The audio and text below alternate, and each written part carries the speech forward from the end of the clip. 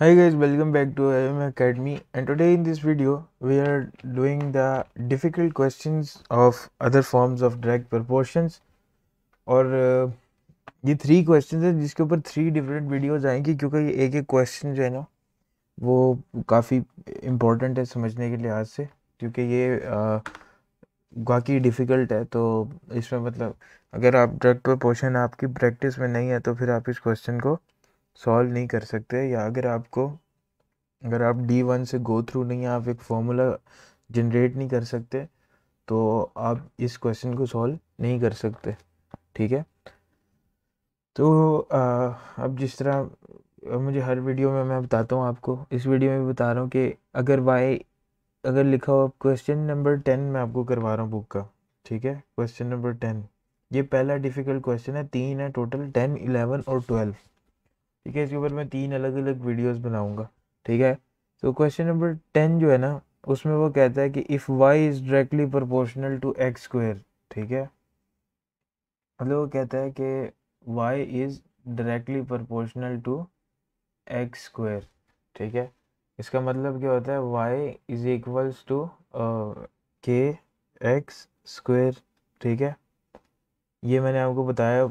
और जिसको मतलब ये चीज़ नहीं समझ आ रही, वो मेरी इसकी अदर फॉर्म्स कह रहा हूँ, सॉरी, आप मेरी डायरेक्ट प्रोपोर्शंस की एक्सप्लेनेशन की वीडियो देख सकते हैं, जो कि तकरीबन इससे 3-4 वीडियोस पीछे है। ठीक है, तो उससे आपको पता लग जाएगा एक्सप्लेनेशन में कि ये फार्मूला किस तरह जनरेट होता है। अच्छा खैर, उसके बाद उसने बोला है कि and the difference in the values of y when x is equals to 1 and x is equals to 3, ठीक है, इज 32। ठीक है, तो देखो वो कहता है, मैं आपको उसके लफ्ज़ों में आसान करके समझाता हूँ। उसने में 2 वैल्यू दी हैं, एक दी है और दोनों एक्स की दी हैं। एक दी है एक्स की 1, एक दी है एक्स की 3। और वो कहता है कि ये जब आप y के इक्वल रखोगे ना, तो इसका जो डिफरेंस है वो 32 आना चाहिए। 32 आ रहा है। ठीक है, तो सबसे पहले आप क्या करो, फार्मूले के अंदर ना y is equals to k x square की जगह x की जगह 1 का स्क्वायर, 1 ये वाली वैल्यू ले ली मैंने। ठीक है, अब आपने ये देखना कि y की इक्वल क्या आ रहा है। y की इक्वल, अब 1 का स्क्वायर लो तो 1 की कोई वैल्यू तो है नहीं, तो इट्स मीन कि पहले जब हमने वैल्यू डाली तो y is equals to k आ गया। ठीक है, उसके बाद हम फिर से ये फार्मूला इस वैल्यू के लिए लगाएंगे जो कि x इज इक्वल्स टू 3 था। ठीक है, तो उसी तरह y is equals to k और x की जगह आप 3 लगा दोगे और उसका स्क्वायर ले लोगे।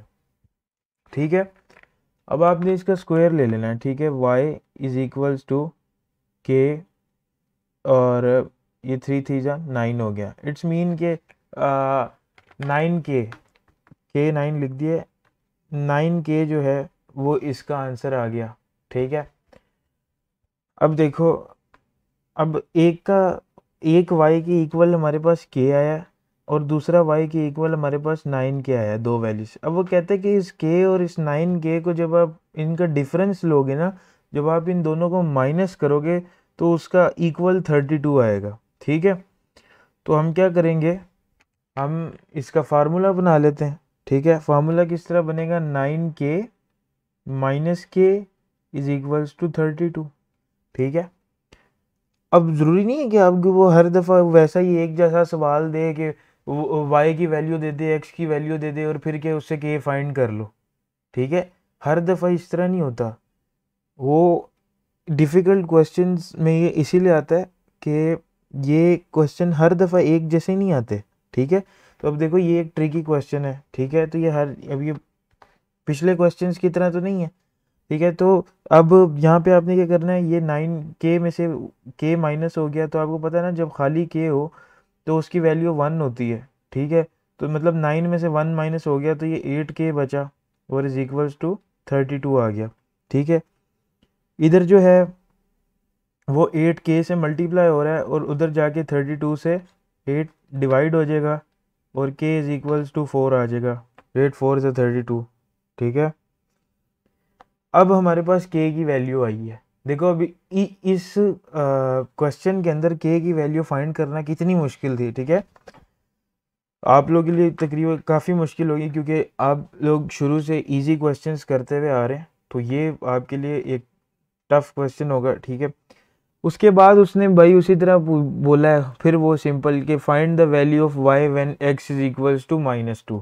अब आपने के तो निकाल ही लिया है, ठीक है, तो y is equals to 4x², ये अब आपका वो बनेगा ना फार्मूला, ठीक है। तो आपने क्या करना है कि ये जो x इज इक्वल्स टू -2 है, x की जगह अब फार्मूले में -2 लगा देना है, ठीक है, मल्टीप्लाई बाय -2 का स्क्वायर। अच्छा, एक और चीज़ याद रखनी है, ठीक है, वो ये है कि जब भी आप किसी माइनस का स्क्वायर लेते हो, ठीक है, तो उसका माइनस साइन ख़त्म हो जाता, ठीक है। ये बात आपने हमेशा याद रखनी है। ये किसी भी माइनस का ना, देखो वो माइनस साइन क्यों ख़त्म होता है। अब -2² का मतलब ये है कि -2 मल्टीप्लाई बाय -2। आपको पता है ना, जब एक माइनस माइनस से मल्टीप्लाई होता है तो वो कट हो जाता, माइनस माइनस प्लस होता, प्लस माइनस माइनस होता, ठीक है। ये रूल्स भी मैंने वैसे इस वीडियो में रूल समझाने का कोई फ़ायदा नहीं, बहुत बेसिक रूल्स है, मगर फिर भी मैं समझा देता हूँ। याद रखें, जब भी माइनस माइनस से मल्टीप्लाई होता है ना, ठीक है, तो वो प्लस में कन्वर्ट हो जाता, ठीक है। उसके अलावा जब एक प्लस माइनस से मल्टीप्लाई होता है ना, तो ये माइनस में कन्वर्ट हो जाता, ठीक है, या माइनस प्लस से मल्टीप्लाई हो तो भी माइनस आता है, ठीक है। उसके अलावा ये होता है कि अगर -8 लिखा हुआ है और +2 लिखा हुआ है, तो अब ये होंगे तो माइनस ही, मगर वैल्यू के साथ भी माइनस लगेगा। वैल्यू के साथ माइनस इसलिए लगेगा क्योंकि 8 बड़ी फिगर है और बड़ी फिगर के साथ माइनस लगा तो ये आंसर -6 आएगा। फ़र्ज़ करें यहाँ अगर -2 + 8 लिखा होता तो फिर भी होना माइनस था, मगर यहाँ पे -6 नहीं आना था, यहाँ पे सिर्फ 6 आना था क्योंकि बड़ी वैल्यू के साथ प्लस लगा हुआ है। तो ये कुछ रूल्स हैं ये वाले, ये मैंने मतलब एक बहुत ही बेसिक रूल्स है, मगर मैंने कहा कि आपको वीडियो में करवा दें क्योंकि मैं वो समझा रहा था स्क्वायर का, ठीक है। तो अब देखो इधर भी वही सिचुएशन है कि -2 का स्क्वायर लेना है, तो इस 2 के साथ भी माइनस लगा हुआ है, उस 2 के साथ भी। जब माइनस मल्टीप्लाई में माइनस होता है तो ऑब्वियसली वो प्लस में कन्वर्ट हो जाता है, ठीक है। अब 2 2 ज़ा 4 होता है, 4 × 4 आ जाएगा, और y इज इक्वल्स टू 4 4 ज़ा 16, ठीक है। ये आपकी वैल्यू आ जाएगी और ये आपका क्वेश्चन जो है वो इस तरह करके सॉल्व हो जाएगा, ठीक है। तो मेरे ख्याल से इसी वीडियो के अंदर हम क्वेश्चन नंबर 11 भी कर लेते हैं, ठीक है, क्योंकि हमारे पास जो है वो टाइम वीडियो का बच रहा है, वीडियो ज़्यादा लंबी नहीं होगी। दरअसल मैं ज़्यादा लंबी इसलिए नहीं करता क्योंकि ज़्यादा लंबी वीडियो के अंदर ना स्टूडेंट्स देखते नहीं हैं, स्किपिंग बहुत करते हैं, स्किप करते रहते हैं वो। इस वजह से ना, अगर देखिए 10 सेकंड में अगर मैंने आपको माइनस प्लस का सिखाया है, आप यूट्यूब पे 10 सेकंड में स्किप कर देते हैं, ठीक है, तो आपको पता ही नहीं लगेगा मैं क्या कह रहा हूँ, ठीक है। खैर, अब जो है ना, वो क्वेश्चन नंबर 11 में कहता है कि y is directly proportional to x², फिर वही वैसी चीज़ ही है, ठीक है। तो and y is equal to a for a particular value of x, ठीक है। अच्छा, वो कहता है जी कि y जो है ना इस क्वेश्चन के अंदर किस वैल्यू के इक्वल है, a के, ठीक है, for a particular value of x, find an expression for y in the terms of a when this value of x is doubled, ठीक है। अच्छा, ठीक हो गया, वैल्यू ऑफ x डबल हो गई। अच्छा जी, सबसे पहले हम आपको इसका बेसिक कॉन्सेप्ट, ठीक है। अब सबसे पहले तो इसके अंदर जो है ना आप बना लें फार्मूला, ठीक है। और वो कहता है जी कि y is directly proportional to x², और उन्होंने बोला हुआ है जी y is equals to a, ठीक है। तो इसके अंदर वो वाला फार्मूला लगेगा जो मैंने आपको तकरीबन अपनी एक्सप्लेनेशन वीडियो में भी बताया था, वो वाला y1 divided by x1 over is equals to y2 divided by x2, ठीक है।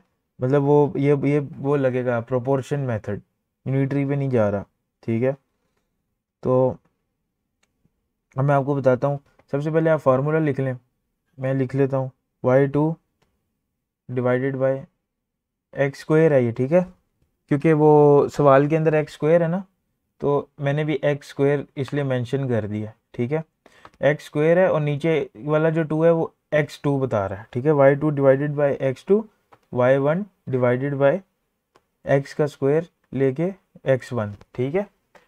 ये हमने फार्मूला बना लिया। अब इस फार्मूले में हमने क्या करना है, सिंपल सिंपल सिर्फ वैल्यूज पुट करनी है, ठीक है। वैल्यूज किस तरह पुट करनी है, पहली वैल्यू उसने क्या बताई है, पहली वैल्यू बताई है कि जी y के इज इक्वल्स टू a लगा दिया उसने, तो इसका मतलब y1 की जगह a लिख दोगे आप, और उसका x जो है ना वो उसने नहीं बताया, तो x की जगह x square as it is रहने दो। हाँ, y2 की जगह उसने y कुछ नहीं बताया, ठीक है, जबकि x उसने बताया है कि वो जी 2x का मतलब डबल्ड है, ठीक है। तो इट्स मीन कि वो जी 2x स्क्वायर हो जाएगा। इधर लिखा हुआ भी है उसने कि when the value of x is doubled. अब ये लग रहा है प्रोपोर्शन मेथड, इसके अंदर मतलब ना क्रॉस मल्टीप्लिकेशन हो जाएगी, ठीक है। अब क्रॉस मल्टीप्लिकेशन हम करते हैं, ठीक है। एक जगह उसने y की वैल्यू दी हुई है, एक जगह उसने x की वैल्यू दी हुई है, ठीक है। तो इस तरह करके क्वेश्चन सॉल्व हो रहा था, ठीक है। अब हम क्या करेंगे, हम इसको सॉल्व कर लेते हैं, ठीक है। तो इसको हमने जिसके इन टर्म्स फाइंड करना है, हमने फाइंड करना है find the expression for y in terms of a, ठीक है। मतलब हमने ना y के इक्वल रखना है सब, हर यहाँ पे जितनी चीज़ें सबको y के इक्वल रखना है। सबसे पहले भी आपको पता है कि जब भी इक्वल बीच में लगाओ किसी फ्रैक्शन के, तो ये चीज़ इस चीज़ से मल्टीप्लाई हो जाती है और ये चीज़ इस चीज़ से मल्टीप्लाई हो जाती है, क्रॉस मल्टीप्लाई हो जाते हैं, ठीक है। तो ये आ जाएगा y multiply by x square is equals to a multiply by 2x square, ठीक है, ऐसे हो जाएगा, ठीक है। तो a multiply by 2x square हो गया, और ये y इधर मल्टीप्लाई हो रहा है ना, ठीक है। तो ये हो गया a multiply by 2x square divided by x square. ये जो है ना, ये आपका वो बन जाएगा फॉर्मूला, ठीक है। अब ये ब्रैकेट में भी, ठीक है, ये ब्रैकेट अभी मैंने ओपन नहीं किया, ब्रैकेट में ओपन करूँगा तो ये आपका हो जाएगा a multiply by 4x square, ठीक है। ये 2 के ऊपर भी लगा हुआ है ना, ठीक है, खाली उसके ऊपर नहीं लगा हुआ एक्स स्क्वायर, ठीक है। तो ये जो एक्स स्क्वायर है ये एक्स स्क्वायर से कट जाएगा, ठीक है, और आपके पास सिर्फ रह जाएगा y is equals to 4a, ठीक है। ये आपका क्वेश्चन इस तरह सॉल्व होगा 11, ठीक है। और बाकी जो 12 है वो काइंड लाइक थोड़ा थोड़ा नहीं, काफ़ी ज़्यादा लेंथी क्वेश्चन है, तो 12 मैं आपको नेक्स्ट वीडियो में करवाऊँगा। इस वीडियो के लिए इतना ही, और अगर अभी तक इस वीडियो में मतलब कुछ ना समझ आई हो तो आप मेरे से कमेंट बॉक्स में पूछ सकते हैं, मैं उसके ऊपर फिर से एक डिटेल्ड वीडियो बना दूंगा। वैसे तो मैंने अपनी पूरी ट्राई की है कि मैं डिटेल्ड में ही जाऊं, ठीक है। तो मिलते हैं नेक्स्ट वीडियो में, तब तक के लिए please like and subscribe my channel.